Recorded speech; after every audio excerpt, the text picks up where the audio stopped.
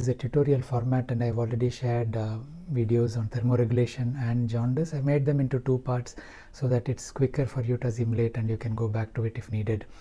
And I would encourage you to share this with your colleagues who would benefit from this, and also to subscribe and follow these videos. I'd also invite you to review my blogs, which I'm sharing on the channel, as well as community updates. And these are basic parenting blogs, but as a pediatric health professional, I'm sure it will help you as well. If you have any suggestions or any comments, please do mention it, any topics that you'd like to be covering it as well. In this video, I'll be discussing about oxygen. Why do we need oxygen? Why are we monitoring oxygen levels? And what are the negative effects, or does oxygen have any negative effects? So we know that our body works on three important aspects of intake, which is the oxygen, the glucose, and water. So fluid intake, glucose intake, and oxygenation. So if these three are there most of the time, we can survive certain periods. And obviously oxygen and glucose are linked, because oxygen is needed for metabolizing the glucose in an effective way, which is what we call the aerobic metabolism. I have a full playlist on oxygenation, and I will share the link in the video info. In that you can get more information. But basically we have aerobic metabolism and anaerobic metabolism. If you have oxygen, the body obviously takes it down the route of aerobic metabolism, where we get 34 to 38 units of ATP for each molecule of glucose. But if you have the anaerobic route, you have only two ATP molecules produced, and you also produce acid as a side product. So lactate accumulates, and you can review my video on metabolic acidosis as to why acid is not good for the baby or the patient. The cardiovascular system has, or the cardiorespiratory system has an important function of getting oxygen into the blood and carrying it to the tissues. So that's why we have the heart, we have the blood vessels, and we have the lungs. So basically oxygen needs to enter the body, and it enters the body through the lungs. The body needs a vehicle to carry the oxygen to the surroundings, the tissues, and that's what we have the blood for. The blood has a component called hemoglobin, which binds the oxygen in the lungs, and once it reaches the tissues, it releases the oxygen into the tissues. So we have something called the oxyhemoglobin dissociation curve, which has features which facilitate the intake of oxygen in the lungs and the release according to the factors there. And for example, in a fetus where the baby is actually exposed to the mother's venous blood in the placental sinuses, the hemoglobin has to have high affinity for oxygen. We have a high hemoglobin load in the fetus for the same reason, because you're in a hypoxic environment, and once the oxygen is taken up, it doesn't give it up that easily when the affinity is high. And that's why the fetal hemoglobin has a shift of the oxyhemoglobin dissociation curve to the left, while adult hemoglobin has it to the right. And factors when we are sick, like acidosis or high carbon dioxide and so on, will shift it to the right as well. So in sick tissues, you can get the oxygen more readily. So we have the blood which takes up the oxygen, but we need the blood to reach the peripheries, and that's why we have the pump, which is the heart. And we have the way the circulation is designed. So we have the right heart, which gets the blood into the lungs. There the gas exchange happens, the carbon dioxide is released out, and the oxygen is taken in. There is a fascinating aspect that the carbon dioxide intake and release is related to the Bohr effect, which also facilitates oxygen uptake and release. So these are all finely linked, intricate balance in the body. And once the lung oxygenates the blood reaches the left side of the heart. The left ventricle pumps it into the aorta. Aorta is a big blood vessel which takes the blood to the rest of the body, and this oxygenated blood goes down to the tissues. So the arterial end of the blood vessels lead to the capillaries. The capillary circulation is in fine connection with all the cells and the different tissues in the body. The gas exchange, the oxygen leaves the tissues, the glucose leaves the tissues, the necessary fuels leave the tissue, and the carbon dioxide gets back into the venous blood, the venous end of the capillaries, and then this blood goes on to the veins. The veins bring it back to the right side, and the cycle continues. So we have a closed network: oxygen, the respiratory system, and the cardiovascular system, and all three need to be functioning together.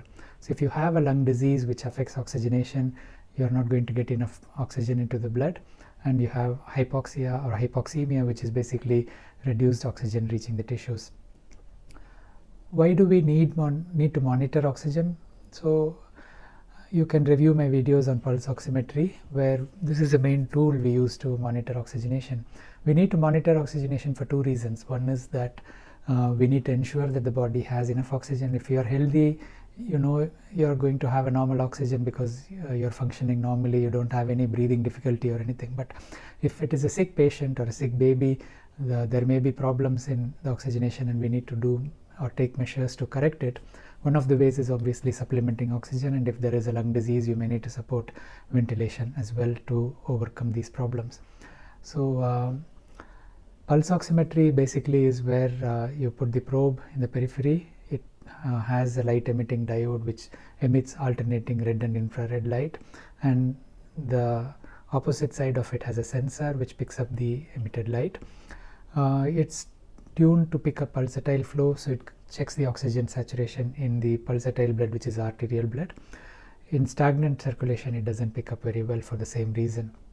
So it has a differential level of absorption according to whether there is more oxyhemoglobin or reduced hemoglobin, and it has calibrated algorithms, so the pulse oximeter is tuned to read out. So this is how the pulse oximeter works. Again, you can watch the more detailed video to know it better.